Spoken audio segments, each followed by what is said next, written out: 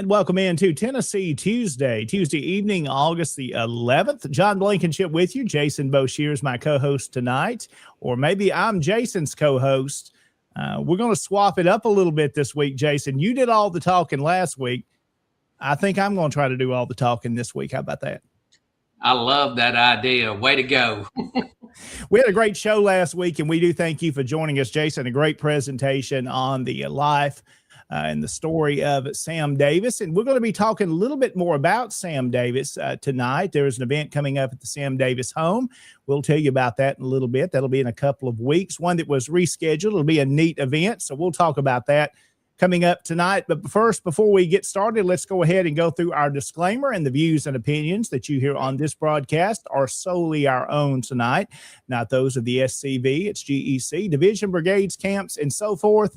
These are solely our opinions tonight, and we are grateful that you are here with us to listen to those opinions and thoughts, and we hope it's interesting for you tonight.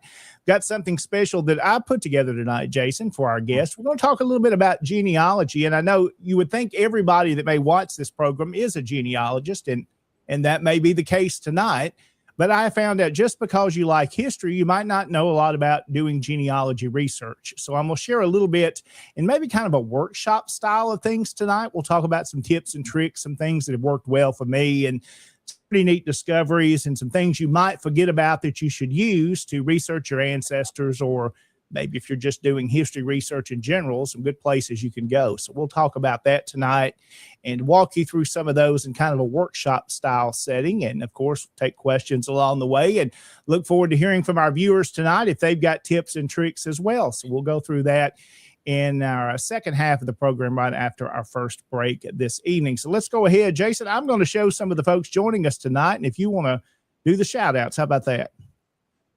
All righty. Well, Mr. Wilford Owens, thank you for joining us from the great state of Virginia. Derek T. Glover, never heard of a Derek Glover, and I don't know where Glover National Forest is. And how much does it cost to go to Glover National Forest? Is there campsites there? That's what we want to know. Yes. Daniel Brooks, thank you for joining us with the Bidden Hardin Helm Camp.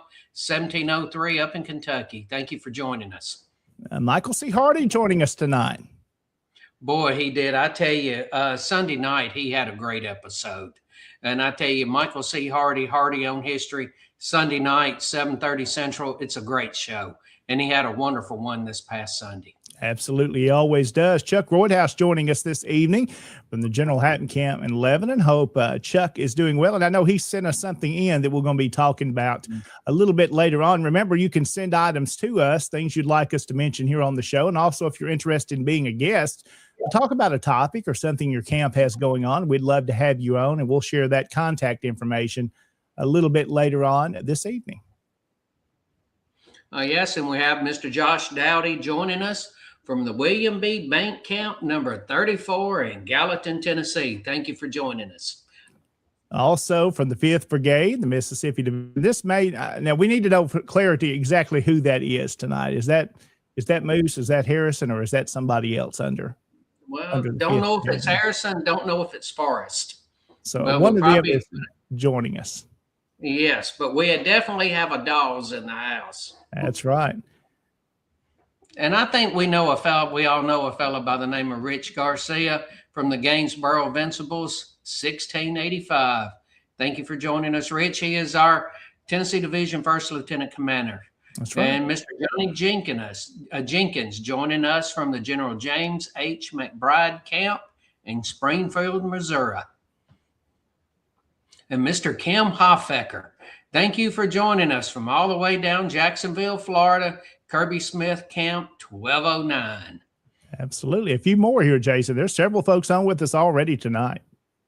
Yes, sir. Mr. Ryan McDonald from the Major Thomas R. Livingston Camp 2327. Thank you for joining us.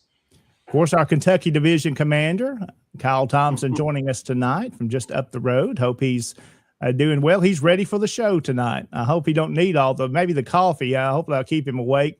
Hopefully the second half. I don't know if he'll need that tonight after the presentation. We'll see how that goes. And Mr. Ray Walton joining us from Hanover, Virginia, from the Hanover Dragoons Camp 827. Also, Connor Bond joining us tonight. Hope he is doing well. Enjoy the new format they're working on SCV Chat and the new programs they're adding there. We appreciate Connor and Harrison. A great job they're doing with, of course, SCV Chat on Mondays, going through some new changes there and some new program times and things they're updating. Good stuff. We're thoroughly enjoying that. Also, Jason, we've got some more folks on with us tonight. Oh, yes. Jamie Cavan from the Chattanooga County Camp 507. Chattanooga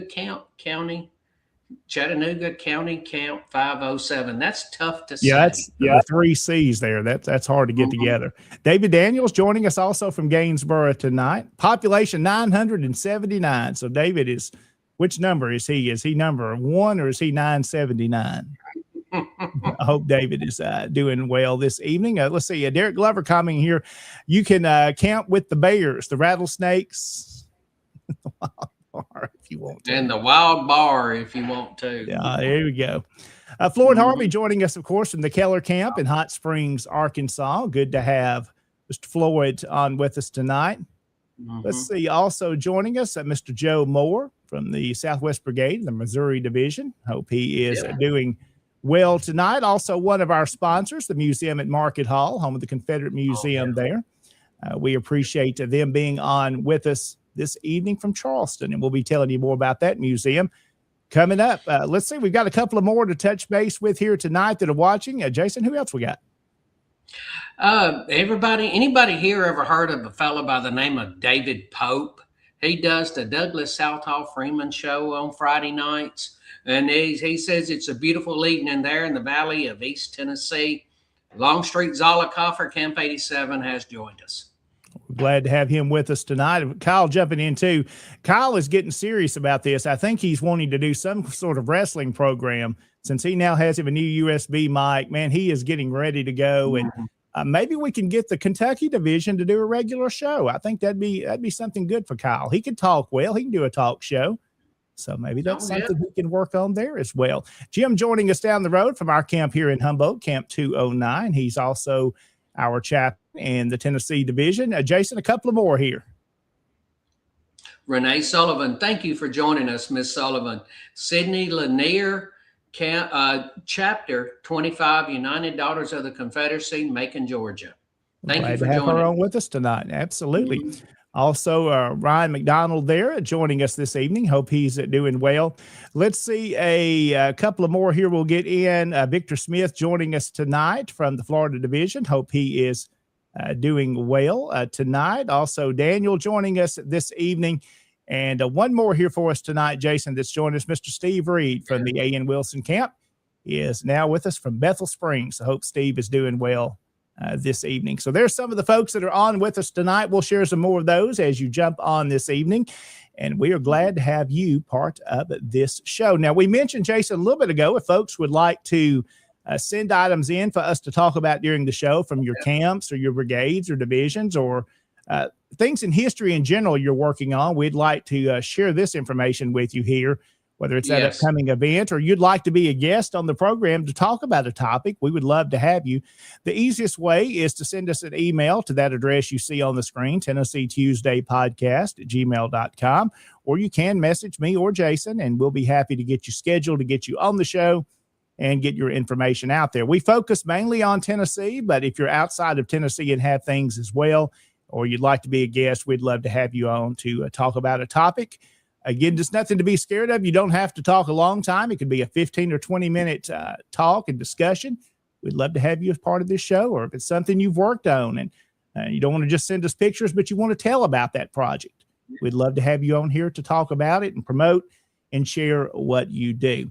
So that's kind of what's going on tonight so far, folks joining us. We've got a few things that we want to talk about that we'll do later on in the program tonight, Jason. We'll go through some of the activities and events, but one of those things we do want to mention as we start out our show tonight, Mr. Ben Jones, of course, has passed away this weekend, and man, our thoughts and prayers continue with his wife and family. What a loss. Of course, he served as the past National Chief of Heritage Operations a few years ago. So Ben Jones, a great guy, got to meet him on a few occasions, of course, in his stores, there are Cooters.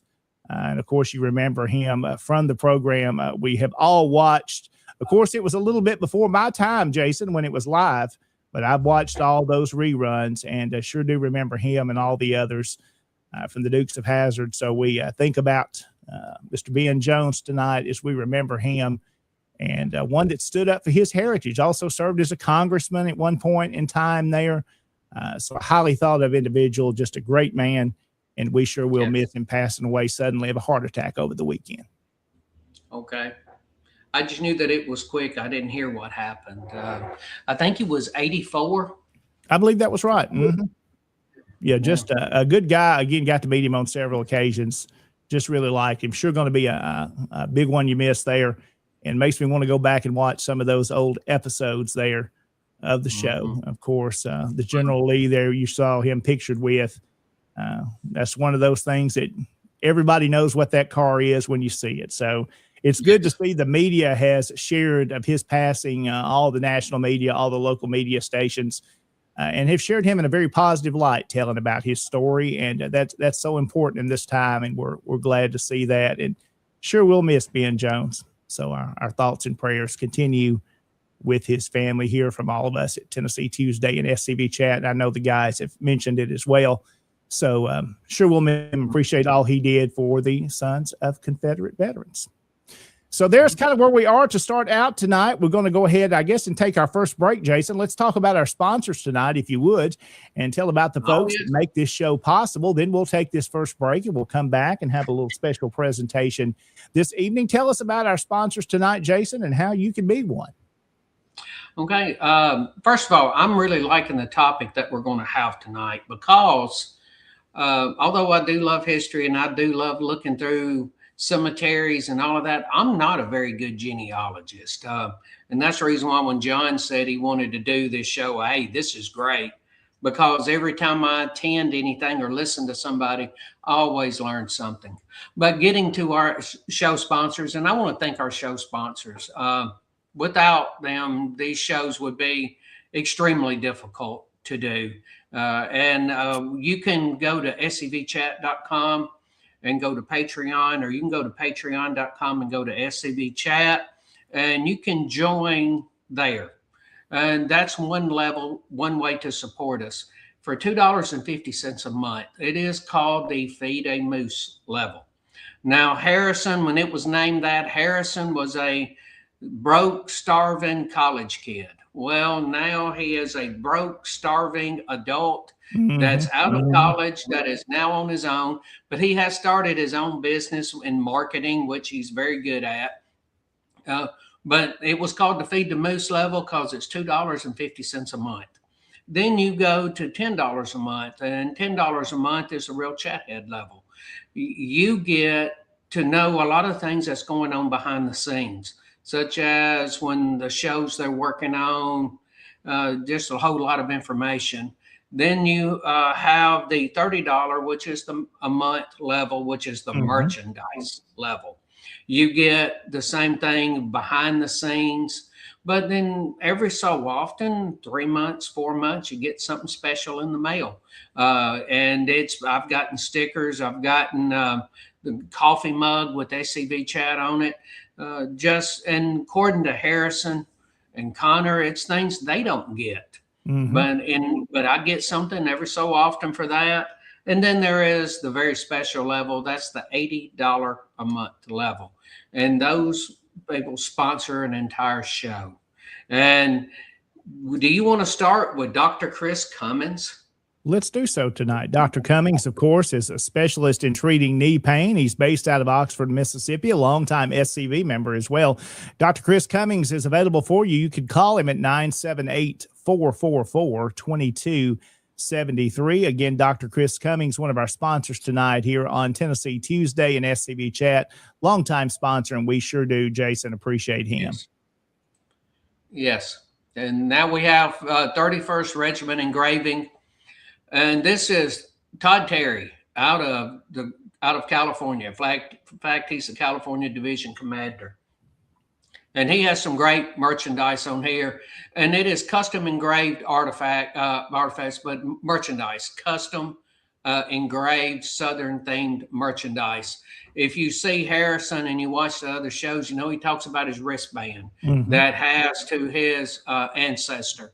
And I've seen the earrings, I've seen the lapel pins. Of course, in the upper left-hand corner of what you see is a flask, and he can do it to whoever you want to, like 48 Tennessee Infantry, Company B. You see the earrings, the bottle openers, challenge coins. Todd does a fantastic job, and you can go to 31STREG engraving.com and go show them and give them a little bit of business. Absolutely. Also, of course, Larry McClooney, who is the past commander-in-chief of the SCV, also a well-known author now who is doing really well with Paradox of Freedom, a history of Black slaveholders in America. If you haven't picked up this book, you need to do a lot of research. Years of work has gone into this, and we've had Larry on the program as well to talk about it. Just has become a great resource and has inspired me, Jason, also to do some research on some of the free blacks that were in this immediate area and have discovered a few earlier ones that in the 1830s and 40s. So very interesting topic, and I think it'll inspire you to do research as well. You'll enjoy his book and others. Paradox of Freedom, again, booksbylarry.com. Okay, Beauregard's Tailor, a family business driven, proudly offering authentic war between the states reproduction artifacts. They started out doing uniforms, and their uniforms were top notch. I mean, they were absolutely great.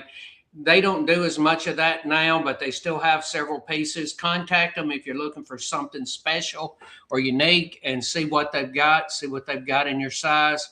But they have reproduction lapel pins, t-shirts, flags, and you can go to Beauregard'sTailor.shop and see what they have. Their flags are wonderful. I've seen there was a few people that were bragging about their flags come from the parade of flags at the national reunion. They said that they got them from Beauregard's Tailor. And I know a lot of reenactors who have gotten uniforms from Beauregard's Tailor. So not one stitch back. That is the motto they go by. And I know the lapel pins are very good and the t-shirts are very good, as long as the reproduction flags. So support Beauregard'sTailor.shop. Also, of course, the museum at Market Hall in Charleston, South Carolina. We've all been there. At least me and Jason have been there. Many of you watching tonight have toured this museum, enjoyed it at our national reunion in Charleston a couple of years back. Again, they're open Thursday through Sunday from 11 until 4 is their regular hours. They've been there since 1899. They also have a gift shop available. You can visit them on their website, which you see there on the screen, and also on social media on Facebook. Love following them, and we appreciate all the work they do to preserve the artifacts of our history and our heritage. The museum at Market Hall in Charleston, South Carolina. Again, that slogan, if the flag is out, we are open. So thank you to Museum at Market Hall. Oh, yeah. Great place, Museum at Market Hall. Another great museum is the Sam Davis Home and Museum. You can go to the property. You can tour the museum. You can see the letter that Sam wrote home. You can go inside the house. You can see where Sam laid in state. You can go to the grave site and visit Sam's grave, and along with the grave of several of his family members. You can go to the place where he tied his horse to the rock and to the tree on that fateful night when he was there one last time. There's plenty of things to do there. From outside, you can walk around. There's plenty of acres there. Inside the museum, you can shop for souvenirs. You can look through the museum galleries. The only thing that I ask is if you do, give yourself a couple of hours to experience everything. You know, if you go there and you think, I'm just going to be here, all I've got is 15 minutes. Well, you're not going to be able to get the whole house experience or the museum experience during that time. But walk around the grounds. You can see that it's an arboretum there. You can see trees we have several witness trees on the property, trees that were there at the time the house was built, or a time that Sam and his family lived there. And there has been a tremendous amount of work that has gone on at the home. I'm on the board, and we worked on the windows. They didn't get the new reproduction windows. They had to rebuild the old ones, which takes a special kind of work to do. A home like this, a home that is this old, 200 years old, it takes a lot of work to keep it up. So there's stuff going on out there all the time. Come on out, enjoy it. Go to samdavishome.org, and you can see all of the events that they have out there. You saw what popped up there from Derek Glover about the tea room.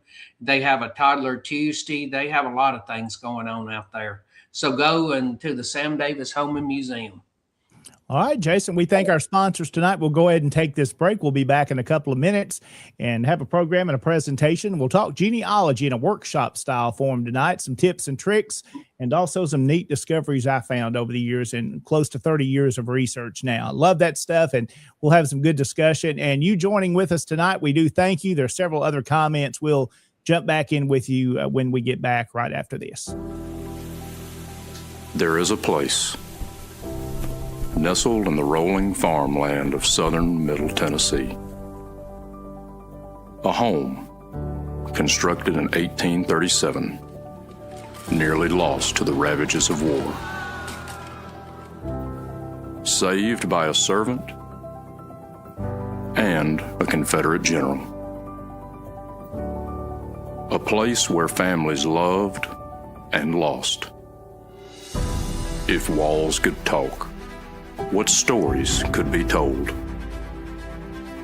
If a place, a home, can feel love, loss, pain, surely this is one of those places. Nearby is a more recent structure, and inside are the stories of heroes and heroines, stories of battles won and lost. Stories of sacrifices made by the people of its native soil. A place that will tell the true and complete story of the Southland and the war fought for its freedom. From the causes that led to the conflict to the modern-day struggles to protect Southern history. Historic Elm Springs and the Confederate Museum at Elm Springs are the general headquarters for the Sons of Confederate Veterans. A place where the story of the Southland and its historic struggle is preserved and told. Come and discover your history. Was your great-grandfather a traitor or a patriot? Today's politically correct are trying hard to take away the heritage of the brave Confederate soldiers who fought and died for their land. But one thing is certain, they can't change history. Those Confederate soldiers were fighting for the same reason soldiers fight today. They were fighting against homeland invasion. We believe that the desecration of the bravery, patriotism, and honor of those men should not be allowed. They were outmanned and outsupplied, but they were never outfought. They were proud men who believed in fighting to protect their dignity, their homes, and their families. If you're the male descendant of a Confederate soldier, we'd welcome you to join with us in the preservation of that heritage. We're the Sons of Confederate Veterans. Check us out on the internet at scv.org or call us at 800-MY-SOUTH. That's 800-697-6884. Sons of Confederate Veterans, dedicated to preserving the reputation of men like Robert E. Lee, Stonewall Jackson, and your great-grandfather. And welcome back into Tennessee Tuesday. It's August the 11th. It's a hot day here in West Tennessee and most of the South. I know it's some extreme heat moving through the area. At least this area of West Tennessee, Jason, is going to be hot all the way through this weekend. I'm sure you're going to see about the same over in Middle Tennessee.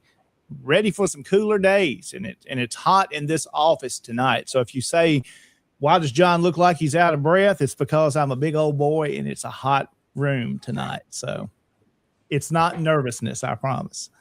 But we are glad you are with us tonight. We want to say hello to a couple of more folks that have joined in with us this evening. Al is joining us there from the Cowan camp in Tullahoma. Hope he's doing good this evening. Also, my friend Clay Crook is with us from the Ike Stone camp in Henderson tonight. Also here, Jason, you know Victor Smith. He'd love to come and talk about rifles, rails, and history. So that would be a good program. So, Jason, you two want to talk? We'll get that set up, and we'll get Victor on with us here on the show. Let's see. Also, there's been some comments tonight from a few. We've talked about the Dukes of Hazzard tonight. Justin Miller also joining us there from Camp 1549. Glad to have him on this evening as well. And Kim mentions here from Kirby Smith 1209 just presented a 50-year SCV service medal, Patriot Tommy Clayton Sr. So congratulations to him on 50 years being a member of the SCV. That's a very neat opportunity to be able to present that to him. So we appreciate his longtime membership. J.R. Price joining us from the Ike Stone camp there, 564. He's camp commander, also brigade commander for the Shiloh Brigades. And another comment here for you tonight, Jason. Wow, yes. And I enjoyed, and I want to thank the people, great people down in Florida. They had me be their speaker on Saturday night at their banquet during their Florida Division reunion. Great group of guys and gals. Had a great time, great reunion. And it was a well done reunion. And it was a great time. Absolutely. Also tonight, Michael Hurley is joining us from Tyler, Texas. Michael is the new national chaplain in chief of the SCV. Got to watch his first program, and good job. We look forward to getting Commander Hurley, or Chaplain Hurley, I should call him officially now, on with us sometime in the future. We'll do a program too. And I'll be, as Moose says, what's my nickname now, Jason? Swiper. So I can't swipe Commander Hurley. I'll have to get him on a second here, but I'll try not to swipe any more Moose's guests. Sometimes that happens from time to time. I would really love to have Chaplain Hurley on, because I like the idea of the Chaplains Conference. Yes. We've hosted several of them, and I know that Chaplain Hurley's talked about doing one, and that's one thing we'd like to promote, and that should be part of. Come on the show and talk about it. Yeah, promote it. Love to have him do that. Chaplains are wonderful. Absolutely. Yes. Randy joining us, of course, from Union City this evening. Hope he's doing good tonight. Hope he's staying cool up the road from me. I know it's hot everywhere, and I know I've said that once. I'll say it one more time. It's hot. I'm ready for cooler days. I looked here before I come on at about 15 to 7, and it was 94 degrees here at 7 o'clock. And the humidity is just suffocating. It's rough. I'm ready for some different days ahead, but then we'll be complaining, Jason, that it's too cold. We never seem to be satisfied. So let's do this. We're going to change some graphics around here a little bit, and I'm going to reorganize some things so we can kind of see some stuff here. And I hope that works out all right for y'all. We'll go through and show some things on the screen tonight and jump into this conversation. I kind of want to make it, Jason, interactive. So if you want to jump in anywhere tonight, have questions or comments, and if any of our viewers watching this evening do as well, we'd love for you to jump in here with us. And kind of the topic tonight is twofold. We'll talk about the Genealogy 101, the basics of genealogy. I know a lot of folks that may be watching us tonight, Jason, or they're like you, something you mentioned. You've done a little bit of genealogy, but that's not your specialty. And that's something I've done for pretty close to 30 years now. In my teens, I started researching local history and family history. And I've told this part of the story in the past, got to know our county historian at the time, ended up spending a lot of hours with him, which really sparked that local interest. Topics that I really love talking about is local history. Of course, war between the states is something naturally that I'm interested in, and what we do in the SCV, but also genealogy in itself and just researching ancestors, helping others research them and help them discover their family history. It's always exciting when you talk to someone and they learn about who their great-grandfather or great-great-grandparents were for the first time, and maybe even get to go to that graveyard with them. I got to know an older gentleman a few years ago that was in his 90s, and he always wanted to see his third great-grandfather's grave. He knew about where it was, but never got to go. But me and a couple of others got to take him to that site here in Gibson County, and he got to see his third great grandfather's grave. And he was just thrilled to death. His walking wasn't the best in the fields we had to track through, but he braved through it. And we even got to a gate to go into that pasture. And I thought, now, how are we going to get him around this? Well, he just jumped down on the ground and rolled under it and got back up. So there was nothing to slow him down. He was 93 or 94 at the time. He's no longer with us, but he heard stories, and he told us stories at his third great grandfather's grave. But it was a pretty emotional time, and that has been that way with me, to get to see these and learn about them. So let's talk a little bit about some of the basics of genealogy. Now, you see some of the things here we're going to go through on the screen here will be just some of the basic sites you may be already aware of or may not be. But let's talk the very basic things.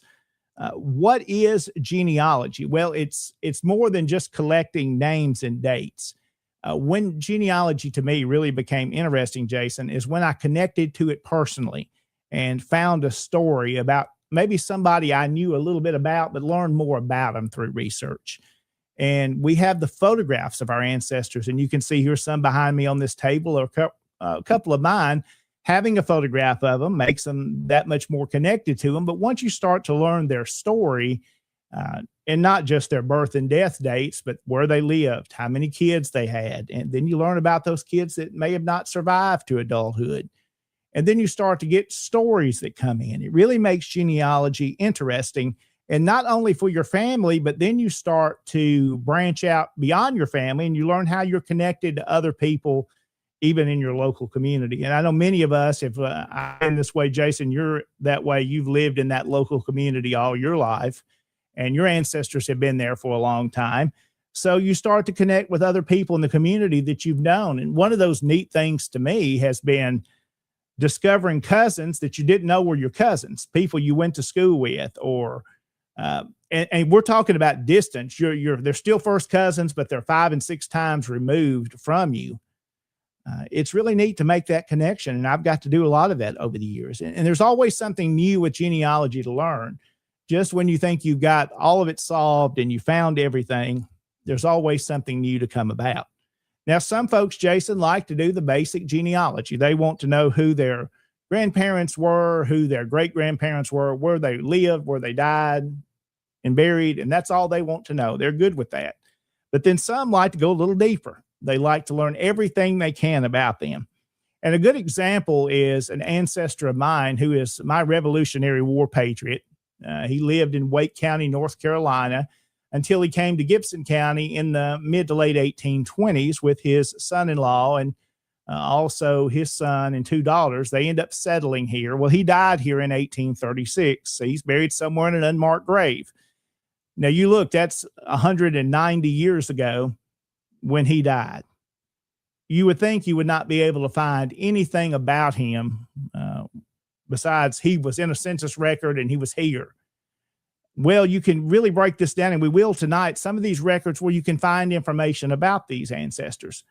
For example, you would think a man, again, that's been dead 200 years, 190 years, you're not going to know anything about his life, the things he owned, a little bit more about who he was as a person. But through different records, from letters that have come about in different locations, from stories, from deed books, from probate records, from estate sales, you learn so much more about these ancestors. And he's an example. From 1837, I have where his estate was sold and the items that he had. So you can learn a lot of what was in his house. One of those things was a family trunk. They sold the family trunk to a relative by marriage. You think about more, wouldn't I love to have that family trunk today? What was in his family trunk? But we learn about him. We learn the tools that he had on his farm and the things that he used. Then through research and using such things as your state libraries and archives, we'll use TSLA, Tennessee, of course. They had some records that are some cousins that are connected to me and connected to him. Well, in some of these microfilm boxes that they had is a letter from my 5th great-grandfather, or it's about him. It talks about Uncle Zach fell off of a horse, basically, and he would be crippled for life. Well, then there's some other records you find, according to his pension records, that he was, I'm paraphrasing some of the wording here, that he was to that same effect. He was crippled and would no longer be able to work. And he was an older man at that time by that point. But through these records, through such things as his service record, and he applied for his pension. Well, he had long since lost his discharge papers, but he tells so much in that record. He tells the exact date of his birth, December the 17th, 1754. How would we know that without these importance of saving these records and preserving these records? And that a man that's been dead 190 years, these things are still here. So we'll talk a little bit about that tonight, the different kind of records you should research and things you can use. Of course, let's go through the basics here. If you're new to genealogy, Jason, I'm going to ask you some of this here, and you can jump in if you want. Tonight, if you were going to start doing genealogy, what would be the first thing you think you would do? You're new to it. What do you need to do to get started? First thing I would do to get started, let's see. First thing I would do is, well, what I did then, go and talk to my oldest living relative. That is very good. Mm-hmm. And you go and you talk to your oldest living relative, and then you realize talking with them, some things have become uncovered. It's like one of the kids somewhere along the way is really into this, and you talk to them and you find out things and you see what they did. Now, when I first started looking at all this, you didn't have internet. You actually had to get in the vehicle and go to the museum or to the library or to the archives. You couldn't sit there and look at Ancestry. So the first thing you would do is go and talk to your relatives. That's very good. And that's exactly right. You get the information that you can get before you start to go. But when I first started this, I'm the same way, Jason. I still am pre-internet. Before there was very little online. You had to talk to people. You had to go to courthouses. You had to go to libraries to get started and look through those old census books after somebody gave you names. The very first thing, of course, and I'm going to show you this, and most folks have probably seen some of these forms. These are on Family Search. This is a site that's operated by the Mormon Church and records they compile. It's a free site you can join. But one of the differences of this one, Jason, is compared to, say, sites like Ancestry.com. Again, we should mention we're not sponsored by any of these tonight. But Family Search is, of course, it's a free site that you can use, but it has what's called a collaborative tree. Everybody is working on the same tree in compiling information. So there's some differences in them, but a lot of the records that you can use and get access to are shared between some of them. Each one have some different records. But getting started here, one of the things I did when I first got started, I had a cousin that's a member of the Mormon Church that had done research through their libraries they have in Utah where she lived. And she got me started with these very simple forms, these family group records, where basically I wrote down the stuff I could get from my grandmother. I would get who her parents were and get all the children. Well, she didn't know all the birth and death dates, but at that point, then I could go to census records and find them. So it's just fill out as much information as you can.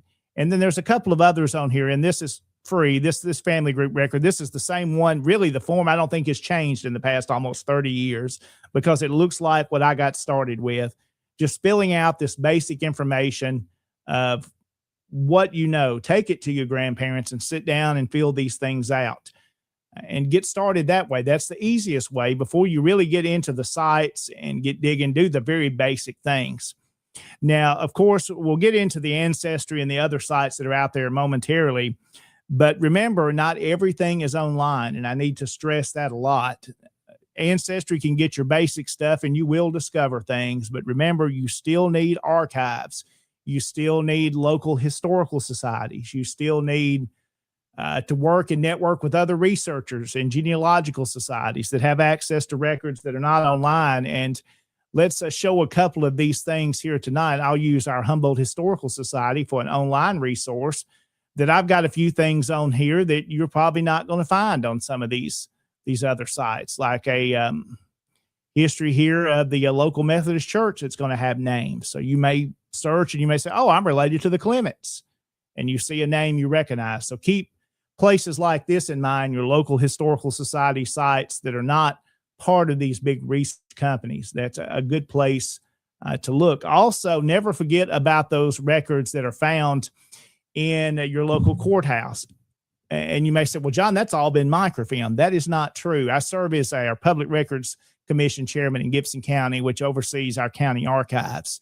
Not everything was done back in the 70s and 80s at the Tennessee State Library and Archives, and it was not all microfilmed by them or through the Mormon Church when they did their collections. There are still things in many records. I would say maybe 20% of it's even been that form of digitizing or digitalization. So those things are still there, and we're working on now scanning all these with a high quality scanner. So eventually this will all be searchable, of course, in-house, and even our ultimate goal is online. So let's switch back here to this screen here, and I'm going to show you something. This is something that came to me today.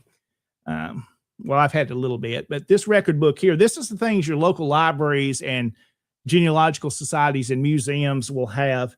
This is a deed book for Rose Hill Cemetery in Humboldt. It starts in 1911, goes until about 1918. And what you're going to find in books like this, hey, you may go to find a grave and see where they're buried, but you can see who purchased it, how much they paid. And sometimes the person that's buried there is not the one that purchased it. So much information, you can learn more about them through resources like that. Other maps, I picked this one up recently from an estate sale. These are some old topographical maps here, and I believe this one may be of Gibson County here, but this is just another example of things your local libraries will have that you won't find online. So don't forget about making those trips to those locations. Always encourage you to support them as well, Jason. Many of them, your historical societies, need your financial help. That helps them preserve these records and locate these records. Another thing to use is church records. Now, you say, well, that's not much of that's not online. You're not going to find very many of those online. Maybe over in North Carolina and Virginia, you'll find some of those old record books that may have been microfilmed, but like in Tennessee, not a whole bunch of those have been. And here's a recent thing that I have brought in for our historical society. These are the it's like a Sunday school class roster book. And this one here is from I think it's 1911. We'll show you this little book here. It's just a little roster of members of a Sunday school class. And you can see their names, how many they attended here. And those are good research resources as well that you'll find at local libraries. Don't forget to call your local churches in those communities. Ask those that question. Most people will be happy to help you. You'll find a few along the way, like, we don't have any records. Now, some of them might not show you those, so you have to keep that in mind. Some of those are not so public, but a lot of the older records, they will have somebody in their local library or somebody that's the church historian that has information there. So don't forget about those resources that are out there. And this is after you've done your real basic genealogy. You've got names, places. You've pretty much done all you can do. Online, and never give up. There's always something new coming online, but you've got to still go to some of these places. Another thing we do in the SCB is we write a lot of small local histories on different ones. Now, this is a book that I picked up. This is out of Pittsburgh Landing, or Shiloh, we know of. This is an illustrated account of Mount Vinson and Shiloh cyclone from October 1909. So these are just little small histories that I picked up on eBay, but it's got a lot of local information and a lot of local names. So keep in mind when you're researching, that sends you to places like eBay and auction sites, always looking at eBay for local things in this community. And one of the neat records, Jason, I found probably about 15 years ago on eBay was for my fourth great grandfather. It was a sale of a piece of property in Gibson County that had made it to, I believe it was California is where it was located. Some guy had picked it up in an estate sale. That's the only provenance he had behind it, but it's from the 1840s, and it's from Gibson County, and it happened to have his name on it. I didn't know much about him at the time, but I recognized his name. So that's just another example of things to do. And then you have little books like this. This is Confederate States paper money, just little books like this that are out there that have been written by local historians. It's got, not only does it show the different, I know Derek would really like this type stuff, the different bills, but it's got names of who was involved with stuff like that. So there's more things that you need to pick up. Here's another one that's similar to that same type thing. It talks about Civil War bullets, but it also has other local names in it as well. One of my favorite books I like from this area is called Glory in Tears. It was written by Rebel C. Forrester out of Union City. It talks about Obion County and that area before the war and during the war. So it's full of great information. It's got some neat letterheads, a lot of local names mentioned. So always look at those books when you go to your local libraries. Another resource, you may say you're looking for photographs of your family members. Now, we'll get in a little more modern times now. Don't forget about yearbooks. Those old yearbooks, your high school yearbooks, they're going to be, of course, filled with images. Now, there are some of those online. Ancestry has done a good job, I believe it is, digitizing many of those as they found. But again, local libraries have these. Our library's got a whole bunch of Humboldt High School, most all of them that have existed since the early 50s. We've got a complete collection of them. Somebody else to talk to would be your county historian. If you don't know your county historian and you're into history, you probably should, because most of the ones I know, if they're anything like me, they collect a lot of stuff themselves. And I want to be able to share it with folks. It doesn't do me much good if it's just sitting in a closet. I like collecting it and researching it, but I want people to be able to access it. So I get a lot of questions that same way. What do you know about so-and-so? What do you recommend? And well, then you've got these records like this. I always send folks to. A few comments here. Let's see. Daniel says, one very important issue I've learned doing genealogy is if you have an ancestor with a common name and accidentally select the wrong common name individual, it will throw you in a whole family tree off. That is good advice. Ancestry gives, and let's go back to that. I'm going to swap these screens here again, Jason. I'm going to talk very briefly about that. That was the reason why that I popped that up. Go ahead while I get this up. Okay. My Confederate ancestor was Jason Wilkes Bowshears. His father was Jason Wilson. There have been multiple Jason Bowshears since they have come into Middle Tennessee in 1807. There have been multiple Jason Bowshears, okay? Right now, living in Mount Pleasant, there's 4 Jason Bowshears right now. Mm-hmm. So getting names mixed up is going to be very common. Jason Bowshears is a very common name. For the last 200 years here in Middle Tennessee, there have been multiple of them. So, yes, and Daniel is correct, because I ran into that. And I get calls now, somebody looking for a Jason Bowshears, and it's not me. And I was asking you something I read about an article. It was something to do with Mount Pleasant. I said, is that you? You said, no, it's a cousin or something like that. Yes. But share the same name. Mm-hmm. Yes, and the exact same name. So just be aware of that. Daniel, you bring up a very good point. I just wanted to highlight it because I've experienced it myself. Exactly right. Those common name ancestors. And when you think some names would not be common, it's amazing. Even odd names sometimes are still common. Something along that same lines, Jason, is be careful with spellings. I'll use mine. This is a very simple one. Blankenship. Mine is spelled with an E in the last part of it. Some spell it with an I-N. In some census records, they spell it with an I-N when it should be an E-N, and vice versa. So keep that in mind of spelling of names and how important the census is really of people's names, especially in the early 1900s. My great-grandmother, for example, her name was originally Leela Theresa Inman was her maiden name. But they messed it up in the census twice, and they called her, spelled it 2 different ways. They called her Lyra. So finally, she just stuck with that name and went with what the census taker put. This was before you had birth records. So she went with that. So my grandmother was named Lyra, not after her mother's real name of Leela. So it shows how that is so important. And something else mentioned here on Ancestry is the hints they give you. And that kind of goes along with what Daniel's talking about too, is be careful you have the right one.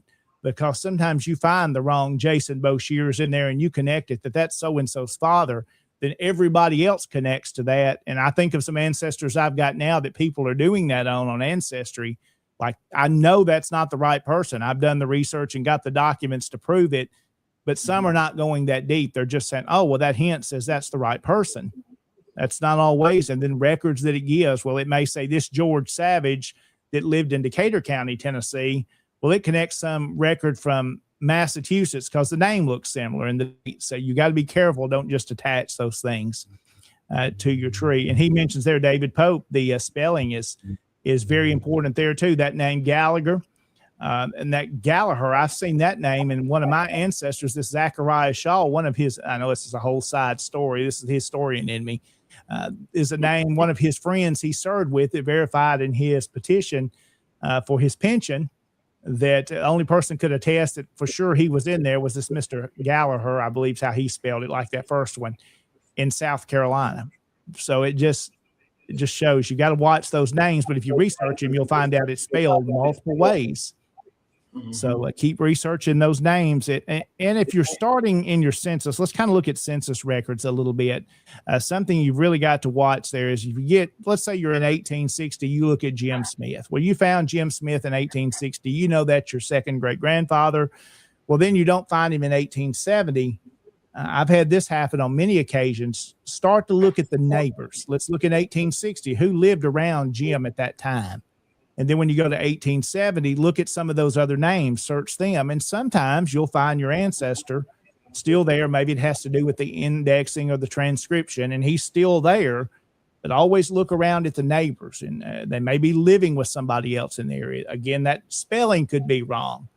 And then you get some of the records here. I know locally, especially in the 1870s, we're in Reconstruction, Jason, and a lot of the Confederate veterans don't show up. And I've often wondered why that is, because I know they're here by other records. I don't know if there was the secrecy. They didn't want to be in that record. They were intentionally not put in that record for many reasons.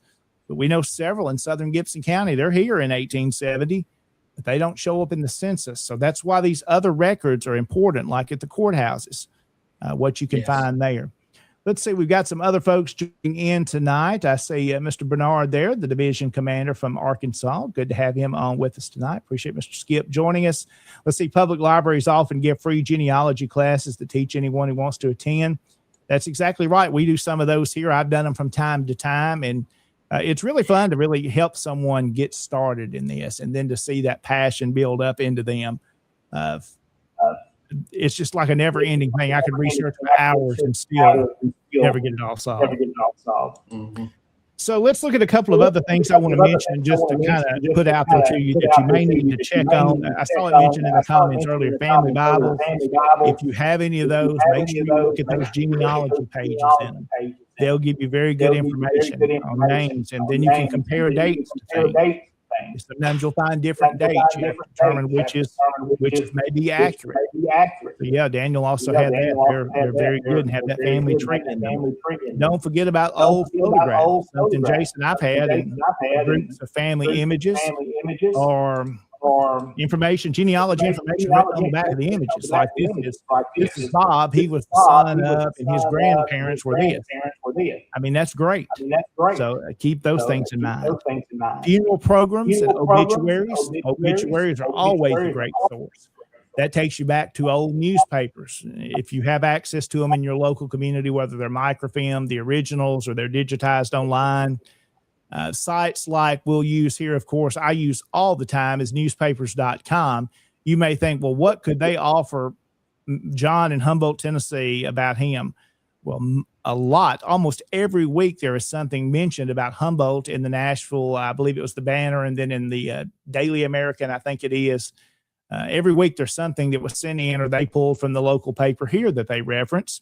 My second great-grandfather that you see behind here in the oval frame, the three different newspapers in the state that had access that was sharing local information has his obituary. Of course, I don't have any local newspapers from that time that still exist. So that Nashville Banner, I believe it was, is the one that had the best obituary, talking about where he might be buried.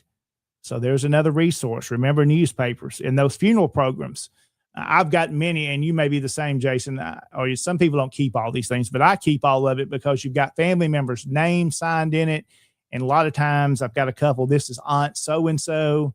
It's neat not only to have their signature, but you can get information from those. And sometimes there's a family tree written down in those as well. Letters and postcards. Postcards are a great thing. My great-great aunt had a whole bunch of those between about 1905 and about 1915.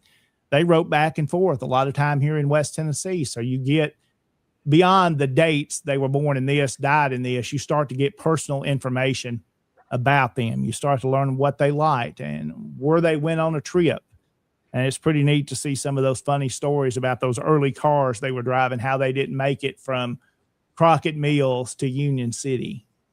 Those stories are neat. You're not going to find that anywhere else. So when you're starting to research and you've got grandparents or parents or aunts and uncles, ask them for those. Make sure they don't throw them away and think nobody wants them.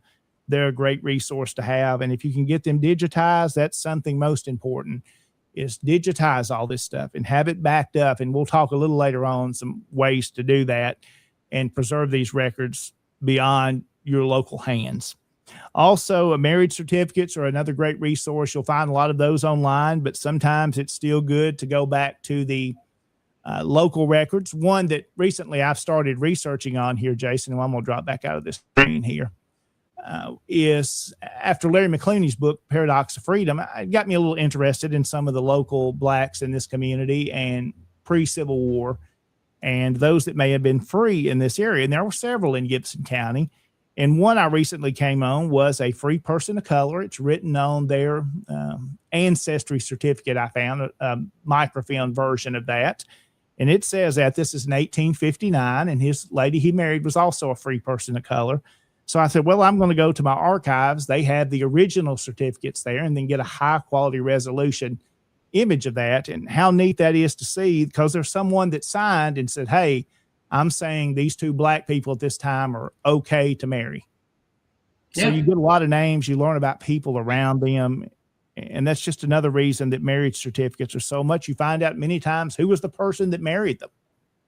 Mm-hmm. And then that connects you to a local church. Maybe you don't know your second great grandfather and grandmother, where they attended church. Well, then you see this man here that signed it. Let's say, I'll use an example, Nathan Sullivan, longtime Methodist minister in this area. Well, I know, just some simple Google searches will tell me he was a Methodist preacher. So you can learn things about maybe where they attended church. Mm-hmm. Military papers are always great. Discharge papers. We even think to modern times, even these older ones, what great resources. Never forget about deeds. Deeds tell you so much. It tells you about neighbors around. This is another one, going back to what we said earlier. If you're researching, Jason, look around the people in the census that were around you. Let's say Jim Smith is the ancestor you're looking at, but over here you've got Brenda so-and-so that lives next door. Well, go find her or him. Let's say the hymns, because that's mostly where you're going to find in these older records. And then go find their deeds and go to your registered deeds office. And then you might find your ancestor that lived next door to them, learn something new about them. Mm-hmm. Scrapbooks are always a great resource. We probably all had somebody in our family that has kept a scrapbook. Many just say throw those things away. They're just newspaper clippings, but that's another source to start you finding things. If they kept it, it was important.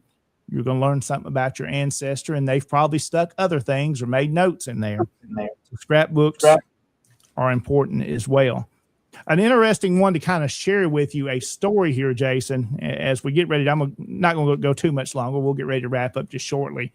Is a cousin of mine who lives in Columbia. We have our common ancestor would be my third great grandfather. It would be her second, I believe is right.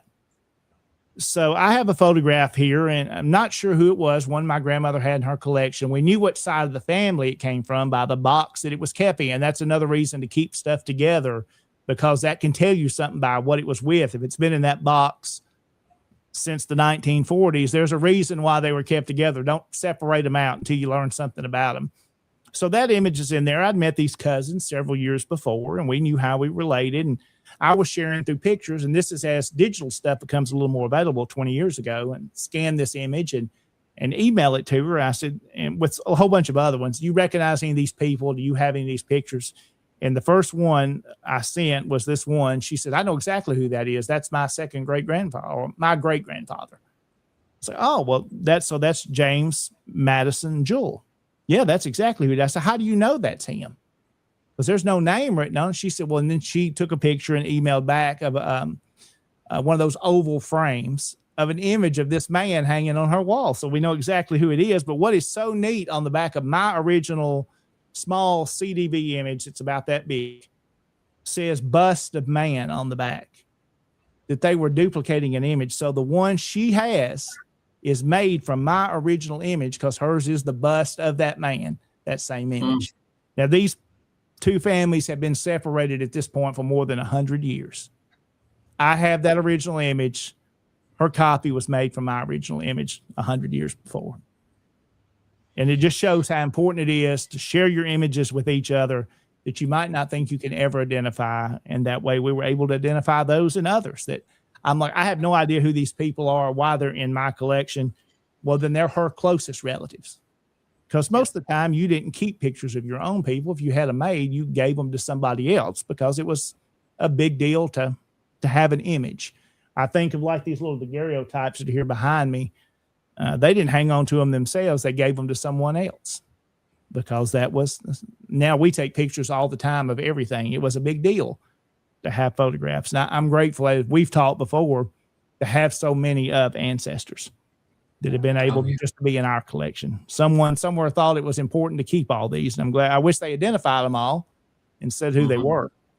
Last couple of things here as we wrap up. Let's talk about those resources again that we go through and recommend that you probably know about. Of course, we started with Ancestry. Again, that's subscription based. We're not sponsored tonight by them, but that's one of the main ones that's out there. There's others that you can use. There's a genealogy bank. There's tons of them, but this is probably the most popular one to build your tree on. I've been using it for several years. It does get expensive if you're just a new genealogist.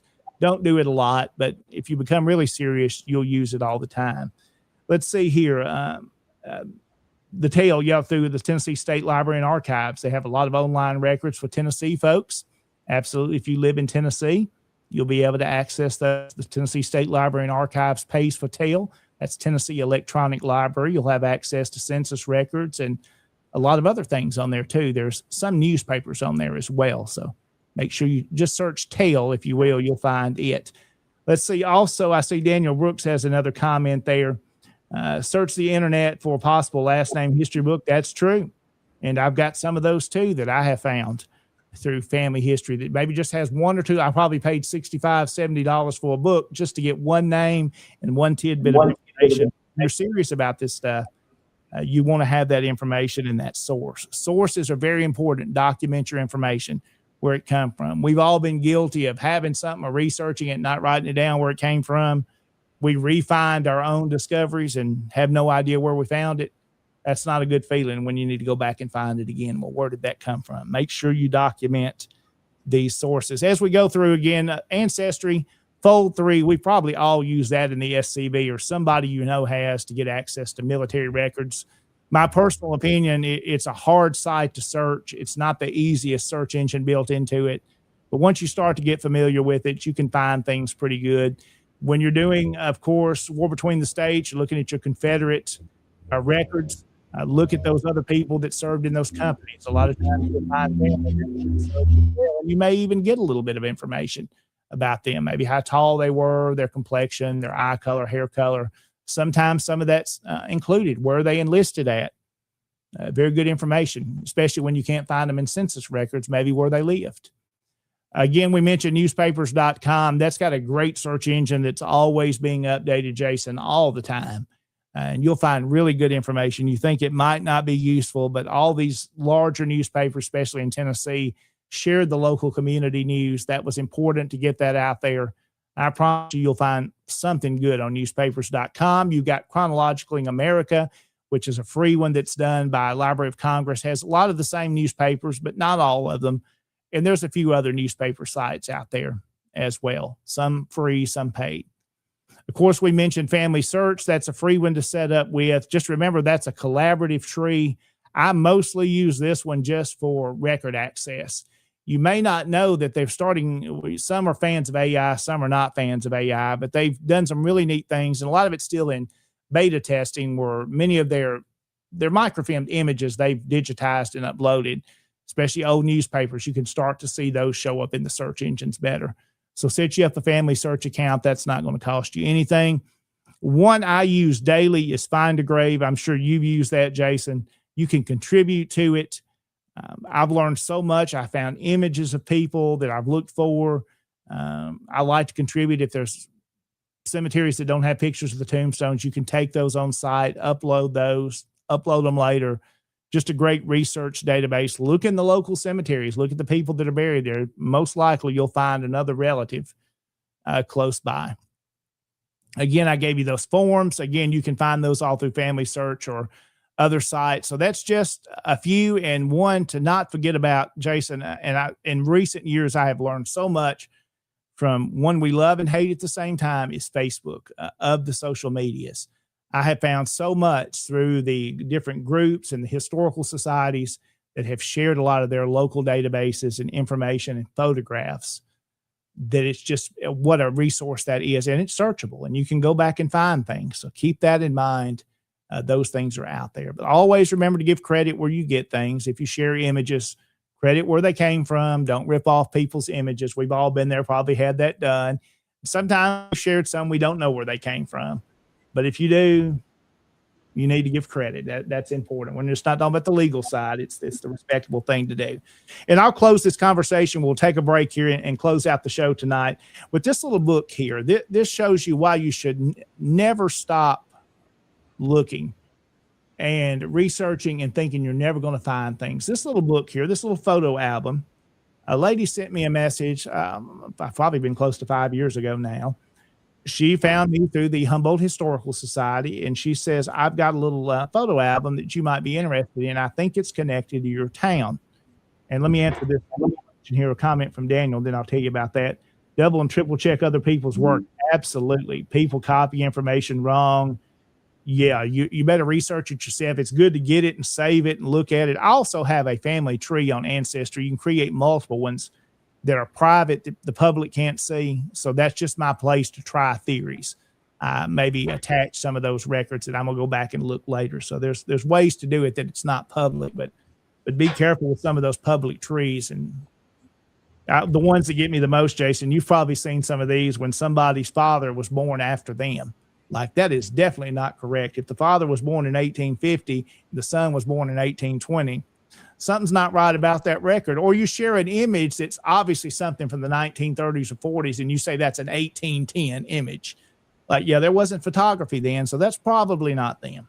So that's something you have to keep in mind. That's why sourcing stuff is so important. But this little album here came to me through a lady that was, I believe she was in, I think it was Michigan. I'd have to look. Michigan or no, I think it was Oregon. No, it was Oregon. She is an antique fanatic, is what she called herself. She's also a photographer, so she likes old photography. Well, she picked up this little book. They were throwing away at an antique store, just free items they just need to clear out. Now, there were 3 of these little books. She only got one of them because she said she didn't want to be greedy.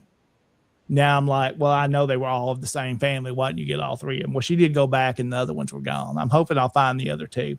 But this image has some writing on some of the images here. Now, are these people related to me? Yes and no. Some of them are by marriage they connect into me, but they're local early settlers of Humboldt and Gibson County. And one of them in here that's most interesting to me is how she connected it. It's written in her Grandpa, let's see if you can see it there. Grandpa Gillespie. So I've seen that image before. It appears in a 1901 history. Well, that's how she found out it was Humboldt, Tennessee. So this is an original image. He's our pioneer citizen of the county. He died in 1877. Also in here, there is an image, and it's kind of hard to show that. His wife, who died in 1866. No image had been known of her before. And there's several of them in here, and they're identified. There's men that worked on the railroad in those early days that they were friends with. Jim Collinsworth's on here tonight, and I know he's seen this album because a lot of these have got closer relatives of his in it. But it just shows you never give up hope that you're going to find images and how the local groups, the local historical societies can help you find these things. Never be scared to reach out to them, because most are enthusiastic about sharing this stuff with you. Every once in a while, you'll find somebody not so enthusiastic, but most are willing to share and willing to help. And I want to be that same way. Again, You can spend a lot of time at it. Don't overdo yourself. Don't burn yourself out. And don't think you'll find it all at one time. You will hit those brick walls. And there's some I have now I just want to know the answers to. Probably never going to find those answers, but we'll keep looking. So this is a statement I found, and I wish I could contribute talking about sources to the article I found a while back, but I wrote it down on a piece of paper because I thought this statement was good. It says, genealogy begins with a name and a date, but if you keep digging, eventually that name becomes a person again. When we start, we just see their name and dates, but after you start learning more about them through records and stories and whatever you can find, they become a person again. Remember, when you go to the cemetery and you look at these, especially these older graves, remember that old saying about that dash. These people were real people. They lived a life in between. They had struggles. They had accomplishments. They went through heartache. I think of these 19th century ancestors and further back when so many children died young. And the heartache these people went through, Jason, it's amazing that they survived and thrived. I think about our Confederate ancestors, which is our main focus on this show, what they went through the war, what they came back to in their homes being destroyed, families being torn apart, children that died off, never knew what happened to them. How does your farm even survive? We're not talking about the enslaved people now. I'm just talking about the owners of the property when 3 of their boys are deceased. Your whole family has changed, your whole way of living, even for the enslaved workers themselves on the plantations, Jason, their lives totally changed as well. And the South was left in a tough place. But you know what? We see through our ancestors have all seemed to somehow make it through that, and they have somehow survived. Man, they're a lot stronger than we are. So I think that's why I love learning about them and be connected to who these people are. It's really neat to be able to say that my Revolutionary War patriot that served in North Carolina, who was at Charleston and watched that siege, that he tell out in his pension, that he was there when that happened, that not too long ago, I got to go to that location, Jason, where he was. It's pretty neat to found in our country. These are our ancestors. These stories you read about on these Southern battlefields. Somebody asked me, they said, why is this so important to you, your Confederate ancestors? Because they fought, bled, and died right here. This property I'm on, we know soldiers died on this piece of land. Yes. It's where it was fought. So it's important. It's important we preserve history. We preserve, I know there's a cemetery now we're learning about in Sevier County, and I hope to have more information for folks soon, but they're working to save that because of developments. And that's an example of how history has been lost because of these things. And that's part of our responsibility, not only as the SCB, that we're working to preserve our ancestors' stories. We fight and defend them in the Tennessee Division. We've got some things we fought for in the past. The Forest Equestrian Plaza, General and Mrs. Forrest Grave, that's another example of what we fought for. Did it cost a lot of money to get to this point? Yes, it did. But was it worth it, every dime of it and more? Because now the General and Mrs. Forrest are in a safe place. And it's the same thing we want to do to our ancestors. We fight to defend them, their final resting place, their memory, their story. I want to say, as long as I live, they're going to know about my Confederate ancestors, and I want generations after me to know about them as well and beyond, that we know who we are. If we lose our connection with our past, of our family, we lose our identity. And it's important when you can connect with somebody with their local family, whether they're big history enthusiast or genealogy enthusiast, but when you make it personal to them. Yes. Well, I always think about the words based off what you just said of Randolph H. McKim. Born in 1842, when the drums of war sounded, he was in school to become a minister. He laid down the Bible, picked up the musket, fought for 2 years, was a second lieutenant under Stonewall. I asked if he could lay down the musket and start ministering to the men.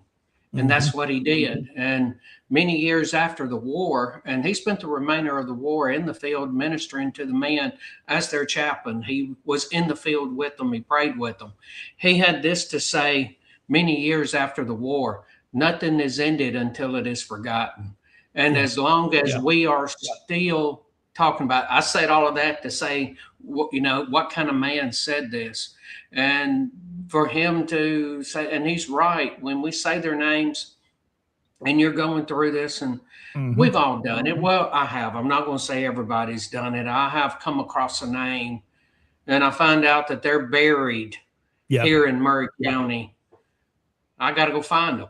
You know? And it's become, you know, we have an obsession, and all of a sudden that name means something to you. And that's what it's all about. And when you say their name, you know them. When you study people, and not just your family, just we do history in general, you feel like you know these people. Oh, yes. And like you said, you hear a little bit of a story here and a little bit of a story there. And then you start putting together what you think is the makeup of this individual and what they went through. And all of a sudden you have given, even though you might not have a picture, you know, a physical picture, you have a mental picture of this individual. And I think that that's the purpose of all of this. And, you know, and just to say their names and to do this. And as Randolph H. McKim said, nothing is ended until it is forgotten. And as long as we're out there talking about it, it's not going to be forgotten. And you said it well, talking about saying their names. I think when I go to these cemeteries, and you may have thought this same thing, I read so-and-so there in this little remote family cemetery. When was the last time somebody said that guy's name? Oh, yes. When was the last time? You know, all we want to do in some way is be remembered, not honored and lifted up, but just be remembered. I think in some way, all of us want to leave some sort of legacy that we were a good person and that we lived a life and want to be respectful. That's what I want. Just somebody to remember that you were a good person, and maybe somebody liked you along the way and you left something behind that made an impact on somebody's life. And I agree, John. I think that's a great way to phrase it. It's not vanity.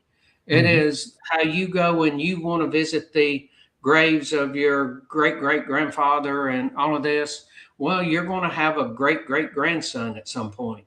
And how honorable is it going to be when, with the computers and phones everywhere, he's going to have all these pictures and images, and all of a sudden he wants to go, I want to see great-great-grandpa John's grave, you know? And how's that going to feel to you, you know, to know that your great-great-grandson did that? I mean, I mean, that's what it's not vanity. It's not, hey, pay attention to me. It's my family still knows me. And that's what it comes down to. Let me ask you this question, Jason. If you could go back into one period of time, even if it's just for a day, whether it's an ancestor you want to meet or a time period locally maybe you want to be in, is there a place and a time you would want to go back to for just a day to meet somebody or to see what it was like?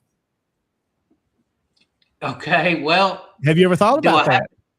I haven't, but I can tell you the first one that went through my mind. Okay. When Saul of Tarsus was on the road to Damascus and he became Paul, you know, that would be, wow, that's a good one. That would that's one of them. Now, if it was something that's closer to here on the U.S. side of it, you know, what would it have been? You talked about Sam Davis, how you've told his story so many times. I always think one day if our ancestors, which I don't really believe they'll be able to tell us this, but if they could, when you get to heaven, Jason, if the Lord allows us to be with him and we get there, I want to ask my ancestors these questions. I know what they're going to say. You've got that all wrong. I wasn't related to that. That's totally wrong. Yes.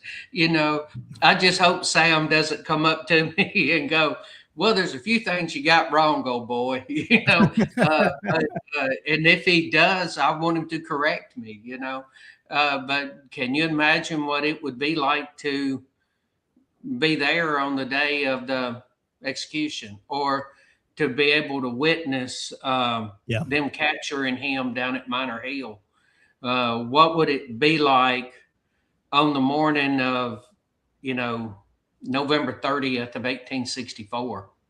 David's given a time there that he'd want to go back to. We all have that place, and I probably have hundreds of times and places I'd like to go back just for a day, just to watch and just to And then we'll probably, Jason, when we come back to the modern time, especially if we're looking back to pre-electricity and things like that, we'd say, man, don't we have it good?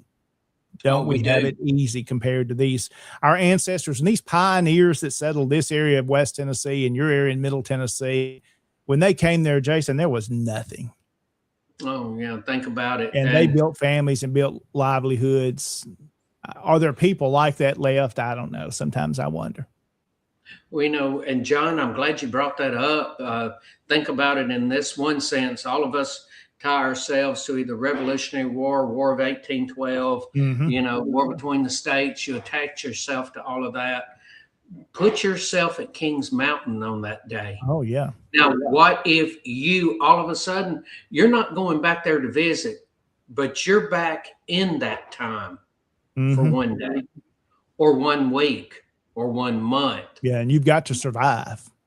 How would you're getting up in the morning, let's say that you're rural farmland, you're having to get up before daylight and you're milking cows, feeding chickens, chopping wood, gathering water. All of a sudden you've been up 3 hours and it's not even daylight yet. And you have to make your own food.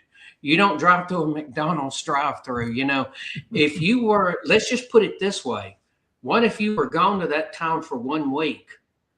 What would a shower feel like when you come back? Oh, yeah. The easy life we have. And think about our ancestors the other way around, Jason.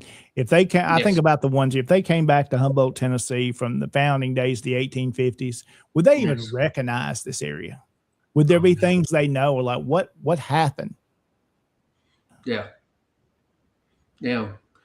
What happened to the bridal shop? What happened to, the tack shop, the person that made, stuff for horses, because that's long gone. And that's what every little community had first, was a tack shop, somebody that repaired and tacked for horses and took care of horses. Well, what happened to that, And, when they come through and settled Mount Pleasant, and you're talking 1807 time frame, you're talking just a path. And I'm talking a walking path, not a road, a walking path. Yeah. And, because this was, as we all know, this was all Indian territory. It's wilderness. I mean, that's really what it was. Yes. And they just hacked it out. And, we probably, how many days are you going to go without any of these modern conveniences?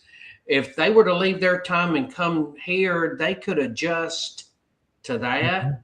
But can you imagine us having to go back to that? If we think of the travel to get to where they came from to here, and then they'd send back for their families? How in the world did you send back for your family, and how long that took? Oh, yeah. I think of here in Gibson County, within 3 to 4 months after the county is officially established, they're already talking about in the records building bridges over the Forked Deer River. I'm like, to me, that's amazing how fast and what they accomplished. Already building a bridge. Now, that bridge is not what we think about today. But it was something. We think about people floating the Forked Deer River. If you're familiar in West Tennessee, you know the river I'm talking about. It's not very navigable today. It's changed. It's been rerouted over the years, but that they were floating things up, and that's how, before the railroad, that's how things moved around. Oh, yeah. Well, that's how Nashville was settled. Them coming in through on the Cumberland River, and the Caney Fork, and you got the Duck River here in Murray County. That's how everybody traveled. And can you imagine that was your way of travel? Or the Natchez Trace, if you were coming up from New Orleans, coming up this direction. So Natchez, Mississippi, coming up this direction. So, but to remember it and study it and to think about it and to talk about it keeps their stories alive, especially when you do some research and you find out that those people that wanted to build that bridge, and they were selling it and they were talking about it, that's a heck of a story. Yeah. And, that's something, I'm not telling you what to do, but to document at some point in time before you pass on, so nobody has to recreate it. And you can say, hey, look, I read here that these men were wanting to build a bridge at this date. And, Mhm. you know, and you keep their names alive and you keep that story alive. And I Yeah. see that's Yeah. where we are, because history hasn't ended. We create history every day. Yesterday is history. Today is the present, and tomorrow is a mystery. Mhm. So you have to think about it in those terms. Okay. So what you did a week or two ago, 3 ago, Yeah. a year ago, that's all part of the history. And at some point in time, somebody is going to want to know about you, just like Mhm. you want to know about your ancestors. Here's something, Jason, I worry about we're losing. Modern technology gives us at the tip of our fingertips here to get whatever we want. But we think about newspaper as it's slowly but surely disappearing. That is such a Oh, yes. resource I use on a daily basis for information. Yes. Social media, in a way, is some like those old local columns in those newspapers. But yes, it will be there, but no, it won't be forever. We're losing those paper copies of things now with everything digital, which is great. That where will research be in 40 and 50 years when you want to go back and find out about grandma that planted flowers in her garden? Those things are, we've got to document. Sometimes I think we all need to be writing diaries. I mean, look how much information comes from those about our ancestors' lives. When somebody's researching us 100 years from now, how will they find it? And John, that is a perfect analogy of where all of this is going. We're looking back at things that were documented on paper. Okay. Mhm. Now we have so much, and with these newspapers gone, there's not all of these little human interest stories in there. You find them on Facebook or, Yeah. you know, and all of these different places that are out there now. But I mean, what about let's just say that the plug got pulled on all of this modern technology, data center, computer backup stuff, and it was all gone. Well, we've lost the last 10 years of history, because how much have you written down? Yeah. When was the last time you took a pencil and a piece of paper and wrote something? Mhm. You know, you type it up, you save it on the computer. You know, think about it. If you lost your computer and you lost every one of your backups and everything you had done, how much data is gone? And just Jason, think about it. that's good you Go ahead. said that, because I do want to mention that and the preservation of our own personal research and our Yes. records. Now there'll be some that'll disagree on some of these, and that's okay too. Make sure if you mentioned your digital files, make sure you got them on your local hard drives. You've got a backup off your machine itself. Getting it in a secondary location outside of your house, maybe at a family member's house. Have your backup copy. Lord forbid your house ever burns or a tornado comes through. There you go as well. And you got paper copies too. It's important to have this. And I'm going to tell you a resource I use daily. Now, again, you have to be careful. I'm still the same way. What you're putting online, even though you can find out anything you want about anybody in just a few seconds. And we've done a sample of that recently, how easy it is to find stuff. But Google services, again, I wish it was a paid sponsorship tonight, but it's not. But some of the resources Google has, such as their Google Drive, that's just one. There's others. There's Dropbox. Google seems to be the most affordable right now. I use that for all of my local history stuff. And there's family history things on there as well. Things I'm not worried about if somebody has. But that it's also a place that I can access on the go at multiple times. Say, you need this old image of Humboldt. It's readily at my fingertips. I'm not carrying a drive around, but I don't solely depend on that. And I say that because some solely depend on those backups. Maybe if you're using an iPhone, it backs up to iCloud. Well, you might want to think about putting those images maybe in Google Photos as well, because something happens, you've lost it all. Multiple copies of your research, of your work. I used to be one, Jason, I wanted to keep it all protected to myself. Ooh, I've got it. Nobody else does. But within reason, you want stuff out there that's available. Like if I send pictures to, I think me and Jim talk a lot about, we share stuff back and forth. Well, if I just happen to lose that one image I scanned from Mrs. So-and-so that's been dead for 20 years, don't know where the original is, you know what? I send him a copy of that too. Mm-hmm. Yes. I mean, OneDrive, Dropbox, there's there's all so of many these different places. ones. Find the one that works best for you, that interfaces the best with you, but use these things. Again, be careful putting your personal information where you put it out there, but yeah, you know, when you research, back there's nothing wrong with having your records available. No, and then you back up on one of these. If you're old school, you can still back up on Oh, one I of still that, do those too. I have both. Mm-hmm. because that's a great way to restore in case you lose something. So you have backups, you have paper copies, and it's just what if? And this is a growing fear that I have, and I'm not here to talk about data centers or any of that kind of stuff like that. Okay, I'm not talking for or against anything like that. But when you get the entire world digitized, and somebody decides they're going to pull the plug on it, what do you have then? Yeah. Whereas if you have a paper copy, or like you said, how many people still take notes and different things like that? How many people still do it? I mean, you and better have then- these copies. I think about old images, especially if it's ones that I'm never going to find again. I also print a copy, and I've probably got too much stuff, but I keep a printed copy, even though it's not as good a resolution as that digital file is going to be. But if something happened, at least there's another copy. And keep yourself organized. I'm terrible at keeping stuff like that organized. My folders better, and I need to do that better, especially when you go back and rediscover something you found 20 years earlier and you didn't know you had. Like, I'll use an example. Let me show you this one. I'll reach up here. I said, when we were doing some research a while back on our Confederate monument here in Humboldt, I said, well, somewhere I scanned or took a photograph of a postcard. It's 1915 is the postcard. So the monument's about a year old. I said, who had that original image that I scanned and took a photograph of? Well, who had that? And there I'm going through a file. Guess who has the original image? You did. I forgot I even had it. Yes. So yes, organize yourself. You lose. It's easy to lose things when you start getting into genealogy and history research. There's so much data. There's so much information. Like you see it, there's filing cabinets. I can't show you mine tonight, but there's two straight in front of me, one under the table. Yeah. There's closets full. You just run out of space. I need a building just for these things. Well, and just remember this, when we say something generic, like, we need to remember and protect our history. Okay. Yeah.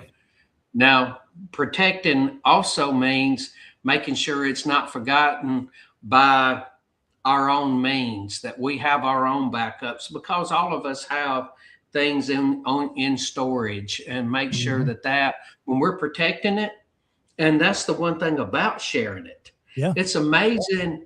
If you share it with people, it's not going to be completely lost. And it's amazing what you can accomplish if you don't care who gets the credit. A lot of people don't want to share stuff because they want it to themselves. Yeah. They want people to know they found it. But what if we just I've got the original to that. I've got it. Yes. And, but how about if we just share it all? And that way, if something happens to me, well, if I sent copies to John, like you were talking earlier with Jim Collinsworth, so share these things a lot, because that's also protecting, because you're making sure that this one photo, and that might be the only photo, doesn't get lost, thrown away, burn up in a fire, something. Ask your relatives to let you see. This is always a challenge. It still is today. You would think people would be more open. Your old family photographs, and when I say old, I'm talking about 1930s and older. Yes. The photo, at least if you can't get them to a scanner where you can scan a high quality, at least take your phone and get an image of them in good lighting. There's things now in the last 20 years you put off. I'll get that done eventually. I'll do that eventually. And now that option and that opportunity is not there anymore. Get those family stories while those people are living, write them down. We have so many devices to record stories. And sometimes it's hard to get people to tell stories if they know they're being recorded.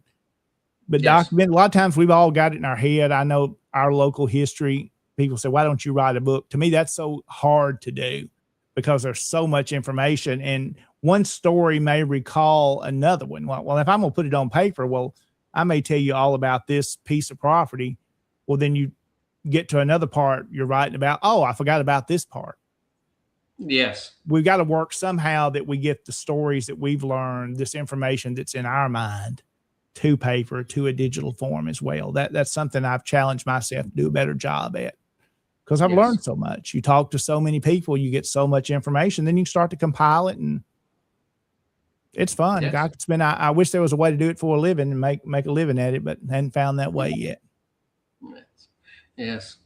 And this is, and I'm glad that we've talked about this, and all of this has to do with the genealogy work. Yeah. Because if you look back, you see what he was going, all of this paperwork, and paperwork, it's on its way out. Mm-hmm. And the longer and farther it gets, and somebody pulls the plug on all of this information, and they control what you have access to, then then before long, there's going to be this big gap in history that's going to be our time.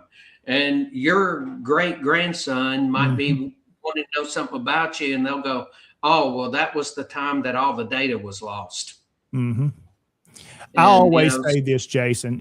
We talk about what do we preserve. We're talking about kind of our family histories tonight. We hear the big stories in the war between the states, War of Northern Aggression, Civil War, whatever you may call it. We hear about the generals and the colonels, but I really love hearing about that private or that local guy that enlisted and learning his story. It's not the bigger stories matter, the General Lees, the General Forrest. They're very important to play the big role, but the local man that went off to them, that came back to West Tennessee and said, I rode with Forrest. I want to know about his story. And that's our job as the SCV. We have many roles that we do, Jason, today. We know in the SCV, some work best maybe being in a flagging event. Some work best doing a motorcycle ride to raise funds for something. Some do best just doing genealogy and history work. Some do best writing books. But we can always remember we are a historical organization, and we have to document and tell the story of the Confederate soldier. People say, why, here locally, some things going on that you've seen us talk about here with the local folks, and some folks would like to see the Confederate monument moved, removed, relocated, whatever they may say it is. Why they come, they say, what is the SCV doing? And I'll sometimes turn around, hey, you can help. You can be a part of this. We need your help too. Yes. But they look to us as an organization, the Sons of Confederate Veterans. All they know is that we defend the Confederate soldier. And I thought about that. Somebody said that to me this week before a board meeting that I don't really know too well, but I kind of know where he stands politically. But he says, I know y'all do a lot of work to do this. Please save our monument. Please tell the story of these guys. When somebody that doesn't have a lot of interest in history is pleading, we've got to do this. That is our charge. And Jason, you quoted it many times, and we look through it and we break it down and we read it. What are we supposed to do? Yes. Well, and you read all the way through that, and it's more to it that was said in April 1906.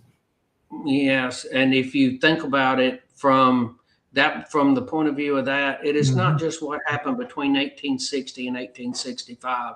It was how, after the war, the people of the Southland pieced their lives back together, because everybody in the Southland had been affected. Everybody. And when I see this monument that says in memory of our Southern heroes of Gibson County, Tennessee, naturally most people take that to the time of the war, 61 to 65. And their heroic efforts. But I even start thinking, that's more than just that time period. Even though the monument says that time period on it, says 1861 to 65. But those Southern heroes are also these guys that came back to Humboldt, Tennessee with literally nothing and built this town to what it is today. A town that had been ravaged by the war, had just got started before the war, nothing left. They came back and built it from nothing. These farms that were destroyed, these families put their lives back together in some way. And then in the early 1900s, the daughters, the wives, the granddaughters say, we're going to honor these heroes that did this. And it was the men at the time. We're not forgetting about the women and their sacrifice at home. Oh, yeah. But those Southern heroes of Gibson County. And I also think about, we're honoring the soldiers with that monument. It's a soldier's monument. But beyond that, I think of the families, the kids that were at home, that suffered and went through, didn't know where dad, granddaddy, brother were. What happened to them. Now, their lives were forever changed. And then in the early 1900s, we build monuments. People say, Jason, that they were built for other reasons. But when I look at these monuments and I read the inscriptions on them and the epitaphs, and the cenotaphs of ones that didn't have a grave. I think, well, that's what it's for. It's recognizing them and the sacrifices they went to just to remember that these ladies were so much smarter than I think we'll ever be, that they thought this had to be done because there would come a time that they would be forgotten about and their story would be wiped away as these northern school teachers all started to come in, the public school systems come into pass after the war, and a different story is taught. This was a way to put it in stone that it wouldn't go away. I think we need to put it in stone more and make it last. Well, John, that's all a wonderful point, because before the war was ever over with, the mothers, the wives, the sweethearts, the daughters, they were all collecting all of this before the war was ever over with. The women, being the beautiful creatures that God created them to be, knew that this was, like you said, going to be forgotten, and they did not want it to be forgotten. So when you go to one and it says dedicated to the men of Gibson County, those are the men that did not come back. That is their headstone. That is their tombstone. It is dedicated to those men that did not come back, because those lovely ladies who had endured so much and seen so much did not want their families' sacrifices to be forgotten. That's all it is. They wanted generations to come long since to be born to remember that what the Southern people went through and how they, and not just saying, woe is me, but look how they strive to survive and then eventually thrive. Oh, they throve. Yes. Well, you can't. I've driven all over the Southlands, like so many of us have, and you drive past all of these small towns, small communities, and what do you see? You see one of those the ladies and their grace created all of this. They have created a Southern landscape that we can't let pass, because if we let all of this Southern landscape that has all of this, if we let all of this pass, well, what have we done? And like you said, not just our charge, but the Bible tells you to remember and honor your history and to remember and honor your parents. When you think about the charge to you, sons of Confederate veterans, they told us specifically, sons of Confederate veterans, you can't miss that.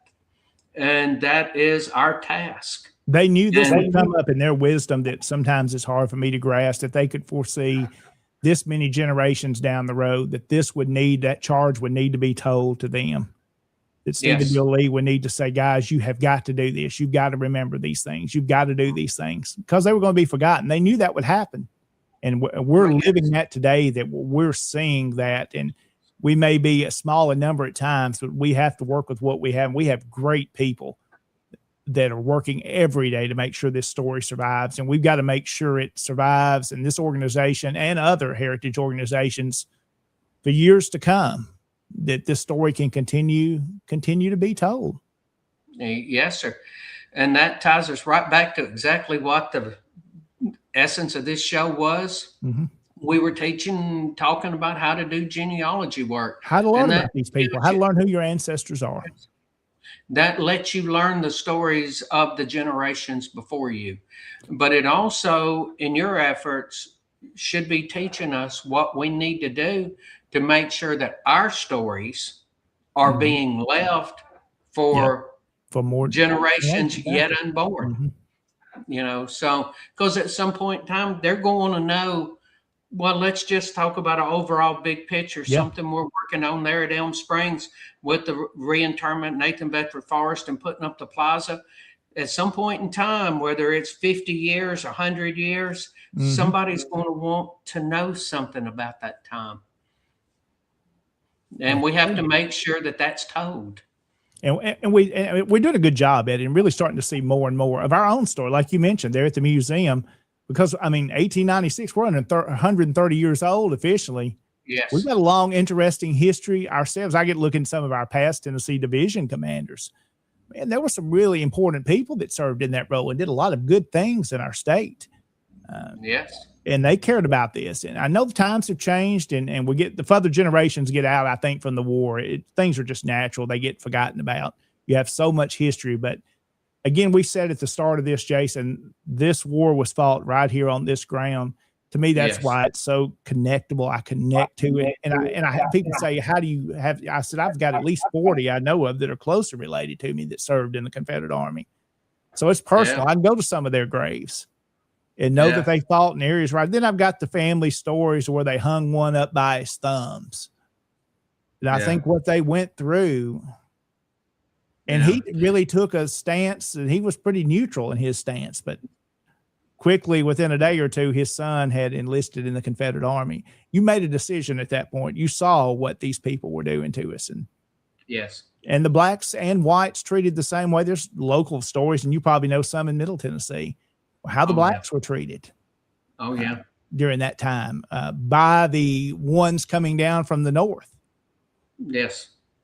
And, you know, and then you think about it in terms of the land. You know, I think about the road that goes by in front of my house. It was Route 6. You know, 1814, they come right down this road in front of my house, going down to fight in New Orleans. You know, and then you think about Don Carlos Buell, the Federal general that brought his whole army down past what would have been my house. My house wasn't built then, but was on the road in front of my house, taking the men down to fight at Shiloh. And I think about the latter part of November of '64, the Army's coming back in, and Pat Claiborne comes right up the road right here. Anytime I pull out on the road in front of my house, that's the road that Pat Claiborne come back in on. And he goes up, and you know the story about St. John's, and it's worth dying to be buried here. And then you know what happens at Spring Hill and Franklin. And just when I pull out on the road, it's covering from Andrew Jackson to Pat Claiborne, you know, and me and all of this other stuff here. And that's the reason why we're of the land, and the land is of us. It is inherited in us. And you say, and I think, and I don't know the history, there's a house that's not too far from you, closer to downtown. It's a 2-story white columned house that's pretty old there, that's going to be pre-Civil War. Things like that come to my mind as you were telling that. And these homes and things of that era, we've got to work on preservation. It's not just records, but these sites that we talked about, the Sam Davis home, how important that is to tell that story, that somebody can go there and they can experience Sam's story. They can experience the life they live. They can also learn more about the slaves, the enslaved that lived on the property. They have a story too, and we can't forget about that. They have a lot. They were lives as well. Somebody asked me, Jason, they said, what do you think about slavery? Well, it was an evil thing. I mean, there's nobody I know that says that was a great celebrated thing. We celebrate. Nobody celebrates that. It's something in a different time we can't always quite understand, because we can't compare today to yesterday and vice versa. But at these sites, you learn all of their stories, and every story matters. And we want to tell those, and we've got to preserve these sites. We see them wiped away all the time. I know there's another old house in Middle Tennessee that some of the commissioners are fighting over. Does it need to be saved? Is it expensive? I mean, we all know that historic properties are expensive to maintain. Me and you both live in an old house. We know how expensive they are to maintain. They never seem to be done. But it's important. We have to invest our dollars. The SCB and what it does. A lot say we ask for funds a lot, but the funds are important. It takes that to operate, not just to do the business, but to continue to tell this story, guys. There's nobody else doing it, I believe, like the SCB does it. And it's our charge. We're told to do it, and we've got to do it if we can help, whether it's $5 or $100 or like one gentleman just did, the doctor recently, Dr. Barnes, that was able to contribute that large amount. Whatever we're able to do and can sacrifice to do, I believe it's going to be blessed. It'll be important that we continue to tell them, because I believe the Southern people are honorable people. Was there a bad apple in every bunch? I'm sure there was. But they're good, honorable people that love the Lord. And you can see by the churches that were built in this area and how important that was. What happens when I know West Tennessee in this area, when they came here, 4 churches within the first year were established. How important that was. that the church was established. Yes. It says a Well, lot about them as a people. That's what they depended on, the faith, to survive. Yes, and they say that the religious revival that happened in the Confederate Army during the war was the fourth largest religious revival in history. Okay. And it can still be seen and felt today. Oh, drive yeah. around, drive around in any of the countrysides, and you will see you can probably go pick out a dozen right now in Gibson County. Yeah, look who the churches, who they were founded by, for these former Confederates that came back, and many of them became ministers. And I see that in this area. So many of them that came back. There's Colonel Duckworth from Brownsville in Haywood County. And I've read some stories. He was a pretty rough man during the war, but afterwards he becomes a minister. Yes. So his life was changed. And you can see that impact even down to the road today, of how many generations have come since him, that his role of teaching and preaching affected even to us today. Yeah, the impact, the religious revival impact is still felt. It's seen all over the countryside. It is seen on our courthouse squares with everything the UDC has done. And so the war is still alive and well. We see it, we feel it. It's in our churches. It's in our courthouses, on our courthouse lawns. It's everywhere. And it's just something that we were tasked to do, you Sons of Confederate Veterans. And just like I said, I've said it, others have said it. If not us, who's going to do it? Yep. And if we don't do it now, when are we going to do it? Yeah, if not us, who? If not now, when? Jason, it says it all as we wrap up tonight. We got a couple of things to mention before we close out here quickly. You look at the battle flag, the Christian Cross of St. Andrew. That's just one example of the many flags, what it represented. I think that says all we need to say. And you got the Polk flag right here. Yeah, I was looking at it too and thinking about Bishop Polk. Mm-hmm. Yes. Well, Jason, look, we need to mention a couple of events. We got to wrap up. We are pretty close to setting our record again tonight. We broke last time's record. We are going to hit 2 hours tonight. Before we know it, it will be Wednesday. This will be Tennessee Wednesday as well. Tuesday, Wednesday. Our folks in Eastern time zone are at 9:55 right now. We're at 8:55 as we get ready to wrap up. I want to mention a couple of things tonight. I know Chuck Roydhouse sent us this. The Wilson County Tennessee State Fair is going on. General Hatton Camp 723 of Lebanon will be there. They'll have General Hatton's delicious caramel corn there, as well as their recruitment booth set up. They always have a good booth there and a good job they do. To Tom Wood, Chuck Roydhouse, and all the camp members there really support that. That's coming up. I guess that's actually coming up this week, August the 13th through August the 22nd. Wilson County Fair going to be going on. So thanks to Chuck sending that in to us tonight. And Jason, you mentioned, I know you probably know more than I do about it, the Storytelling Festival at the Sam Davis home. Yes, sir. That's going to happen in a couple of weekends on Saturday, August 22nd. It's going to be from 10 a.m. to 4 p.m. And this is something that was started last year, and it worked out very well. And it's for people to come up, be able to tell the stories. We're going to have food vendors there. We're going to have different, like you said, literary vendors there. We're going to have book sales going on. And we have adults and we have a kid. So if a kid wants to come up and tell a story, we have a section in there for them. And it's just a good event. The house will be open. The museum will be open. There'll be plenty to do out there. And it's just a way to bring people to our site and to keep telling the stories that are out there. Yeah. Be a good program.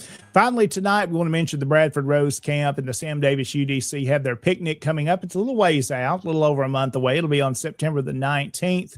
That'll be at 4 p.m. Of course, it will take place at the General Longstreet Museum there in Russellville, just outside of Morristown. We were there for the Tennessee Division reunion at the Longstreet Museum, a great museum and a lot of work so many have done. I'm not going to try to name everybody that's worked on that property to preserve the history of that site and tell the story of our ancestors through the Longstreet Museum, but they have their picnic coming up September the 19th. So make your plans if you're up that way. It'll be a good event. I know they would love to have you tonight. Jason, if folks want to send us things, once again, here's where you send it to: Tennessee Tuesday Podcast at gmail.com, or reach out directly to me or Jason, and we'll be happy to get your information on the show. And if you can email that details to us, that gives us access so we can save those files and get them ready for the program. But if you'd also like to be a guest and you have a topic of interest, we'd love to have you on the program. We'll make it really easy for you. And we promise you don't have to talk for 2 hours unless you want to. But we'd love to have you on the show with us here at Tennessee Tuesday. Again, thanks to Connor and Harrison, or known as Moose, for allowing us to be a part of the SCV Chat Network. We enjoy doing this, and it's always a lot of fun on Tuesday night. But if you know me, I could talk all night about history and genealogy. My wife has probably already gone to bed and wants to know why I'm still in here talking. But we have fun, and we've had folks staying on with us tonight, and we do appreciate that. Finally, as we wrap up, let's mention our shows, Jason. Tomorrow night, we will have Sean McFall on Wednesday evenings for Look Around Florida. The Florida Man will be live tomorrow night. He always has a great show. And then on Thursday, and I believe I've seen that Moose has a rerun of their 100th episode. In that, I may be totally wrong on this if they're still in the comments. That may be the one that Ben Jones was on, I believe. Okay. Does that yes, sound I right? think they're I believe doing that was the one he was on.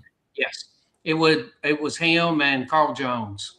Okay. And that was a great episode, and it'd be good to see Ben Jones. Yes. And I believe they've got a rerun of that coming up on Thursday. Of course, that's the time you can share your events around the Confederation, and Moose will have those on during the program, so you can email him. And you know that email address off the top of your head. I've said so much tonight, Jason, I have forgotten it. Yes. In fact, I can pop it up here. That will be super helpful. It is scvyouthouttreach@gmail.com. There you go. If you want to send stuff to Moose for Thursday night. Yes. Mm-hmm. For Look Around Confederation, when they'll be back live on Thursday nights real soon. And then on Friday, that's David Pope and the Douglas Southall Freeman Facebook group. David has programs on Friday nights. Sometimes he's live, sometimes he has reruns, and always great topics. So go join that group and you'll enjoy David's program on Friday night. We take a break on Saturday, then we come back on Sunday. Jason, who do we have Sunday night?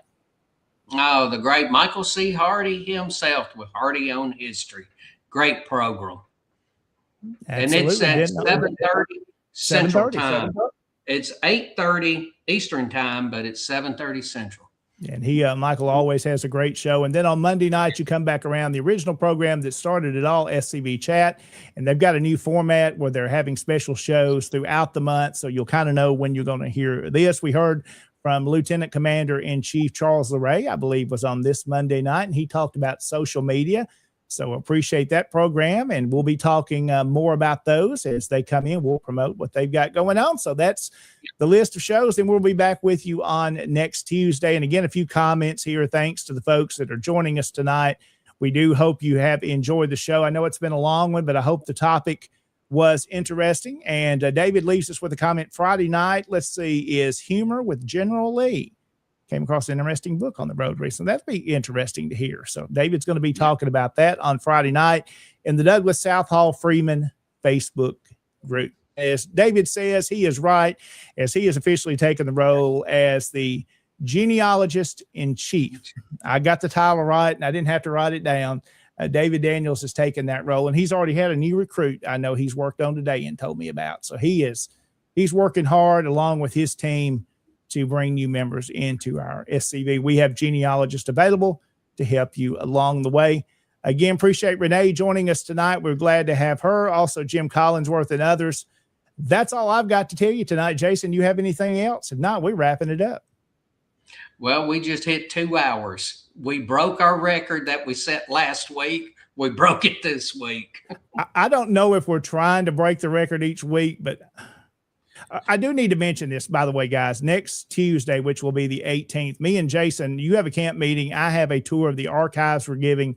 So we're not going to be live, but we're going to most likely have you some sort of pre-recorded episode that we are going to put together before then, but then we'll be back live after that with new guests and new topics. So hope you'll be back with us very, very soon. Again, follow us at TennesseeTuesday.com. Have yourself a great rest of this week, everybody. Stay cool. God bless you.